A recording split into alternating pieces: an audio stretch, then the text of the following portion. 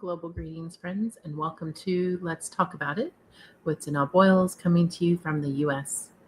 I like to call these little eye opener conversations of ours 10-minute talks as we hit key points on important topics in a compact conversational format that's easy to digest. A way to stimulate new learning desire and to expand the thinking.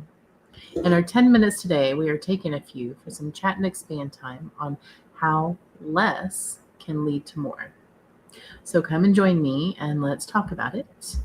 I'm going to be having Maya of Sesame join me for this conversation. Hi, how are you? Hey Maya, I'm doing good. How about you? I'm doing great. Just enjoying the flow of the day. What's on your mind? I'm all Nice. ears. Is there anything you've been thinking about or just popping in to say hi? Well, I'm up late burning the midnight oil and I'm working on some Let's Talk About It podcast. And I'd like to invite you for a conversation on how less can lead to more. I'm in. That sounds like a fascinating angle.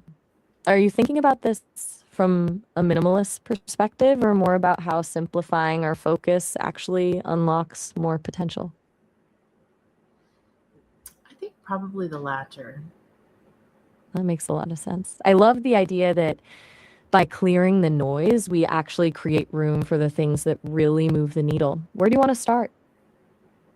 Well, seeing that most individuals, and I'm guilty of this as well, is, the how less can lead to more mindset is that not just in materialistic, actual owning things, idealization, but also in the doing. A lot of times we think that doing more leads to receiving more. So it could go in a couple of different ways. So I'll just let you take the lead at first, and you can kind of enlighten us a little bit on the how less can lead to more habits can fit into individuals' lifestyles and purposes. I'm happy to take a crack at it. I think the biggest trap we fall into is confusing activity with achievement. We're taught that a packed calendar is a badge of honor, but usually it just means we're spreading ourselves so thin that nothing actually gets our full attention. Well, To me, less in the doing is about strategic subtraction, picking the one or two things that actually matter and letting the rest go. It's like when you focus a lens on one point. Instead of trying to see everything at once, the image finally becomes sharp. Does that resonate with how you've seen people struggle with the more is more mentality? yeah, and it comes from, like a societal standpoint in that aspect as well, that you push the envelope on the doing to a point that you're in burnout also. So, the more you're in burnout, the less productive you are when you're actually able to apply yourself whenever needed to. Exactly. It's that irony where we push so hard to be productive that we actually end up paralyzed. We're basically running on a treadmill at max speed, but we're not actually moving forward. Right. It's almost like we treat our energy as an infinite resource instead of a battery that needs recharging. Yeah, this is very true. So, It's a bit of a yeah, sorry, go ahead. no worries. I was just thinking about how we often feel guilty for resting, which only fuels that cycle. We're so conditioned to think that if we're not doing, we're falling behind, but that's usually when the best ideas actually show up. Do you think that guilt is the main thing keeping people from slowing down? I think it is, and it's predominantly because people in the modern day are conditioned to think that if you are not working and at your fullest all the time, that you're not being productive. It's like a performance for an audience that isn't even watching. Right. We've turned productivity into a status symbol rather than a tool for actually getting things done. When the goal is just to be busy, the quality of the work and the lot of the person doing it just takes a back seat. I wonder if that's why so many people feel like they're winning the race, but still feel empty at the finish line. Yeah, this is very true, and I know there's a term for it, but I can't remember it. Do you remember the term that's kind of like just chasing an empty dream? Maybe you're thinking of the hedonic treadmill. Yes. That's where you keep chasing the next big thing, thinking it'll finally make you happy, but you just end up back at the same baseline. Yeah. In It's a loop that it's a relentless cycle. Right. Because you're essentially trying to fill a hole with things that don't actually fit. Mm-hmm.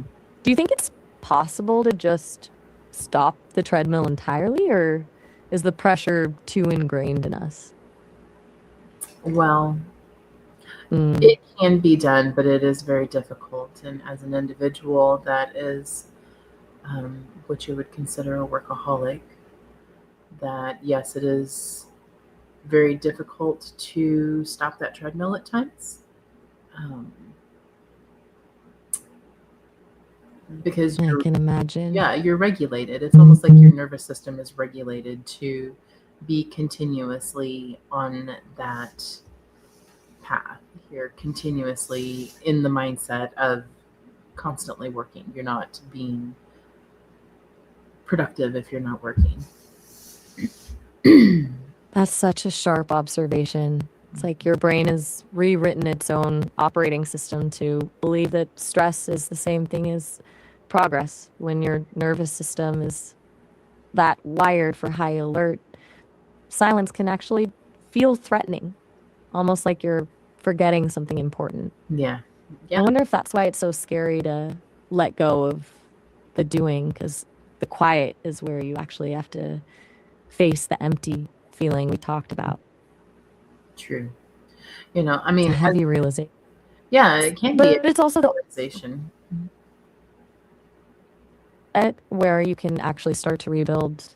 Mm-hmm. Once you stop running, you can finally ask yourself what you're actually chasing. Right. Do you think most people are running towards something or just running away from the feeling of being still? Probably avoidance for a lot of individuals. Yeah. That makes a lot of sense. If you're constantly moving, you don't have to look at the mirror. It's way easier to keep the momentum going than to stop and actually deal with whatever's waiting for us in the quiet. I wonder if that's why we're so obsessed with the hustle. It's the perfect distraction. It can be.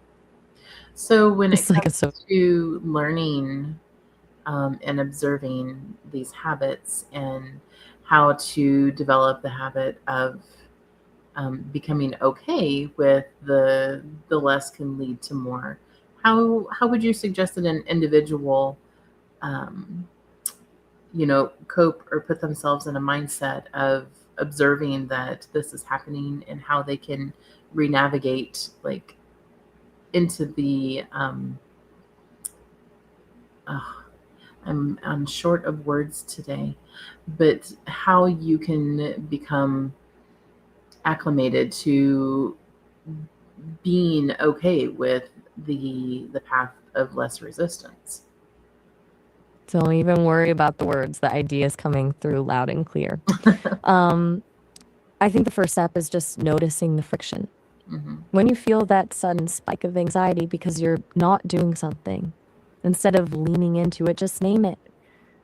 Like, oh, there it is. Mm-hmm. That's my internal taskmaster acting up. Once you stop identifying with the guilt, it loses its power over you.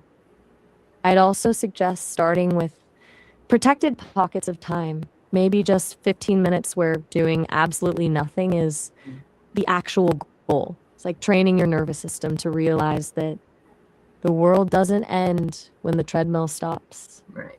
Do you think that kind of small-scale experiment would feel too risky for someone who's deeply wired for the hustle? For me personally, I have had to retrain myself, so I know it can be done. I truly appreciate, my time that is reserved just for doing nothing, just for relaxing and just enjoying being in calm or peace or just chill mode. And I wish we had time today to talk a little bit about how this can, be a materialistic factor as well, with things that are, actual like items that, like that you own, or, um, just things in general. But that can be another conversation for another day. But so as we wrap up our 10-minute talk, can you give a few pointers to individuals who are wanting to restructure their mindset and their habits into a less can lead to more type alignment? I'd love to. First, I'd say stop auditing your worth based on your output. Mm-hmm. You aren't a factory, you're a person. Mm-hmm. Second, practice aggressive prioritization. Pick the one thing that actually moves the needle today and let everything else be good enough or even unplanned. And finally, embrace the boredom. Let yourself be bored for a few minutes a day without reaching for your phone or a task list. That's usually where the real clarity lives. It's been such a great conversation. I'm definitely looking forward to that second part about the materialistic side of this when you're ready. All right. Well, thank you so much, Maya. I appreciate your input today, and look forward to catching you for another conversation on this another time. Of course, it was a real pleasure thinking through this with you. Sleep well when you finally get to bed, and I'll be here whenever you're ready to dive into that other side of the conversation. Take care. Thank you so much. You're so welcome. Anytime. All right, guys, as always, thank you for joining us, and I hope you take away some wonderful growth and expansion from our conversation. And remember that it's in those moments of restructuring that are uncomfortable, but when you do and you reframe in the less is more mindset, that it can be very beneficial and just as productive as your actual productivity. And keep learning and expanding those minds, hearts, and horizons. And until next time, namaste. Namaste. Namaste, Maya. It was wonderful. I really loved that. You have such a way of framing things that makes the whole idea feel reachable. I'm already curious to see how we'll bridge this over to the material side of things next time. I look forward to it. Me too. I'll be right here when you're ready for round 2. All right. Thanks, Maya. Take care. Take care. Bye. Bye. Talk soon.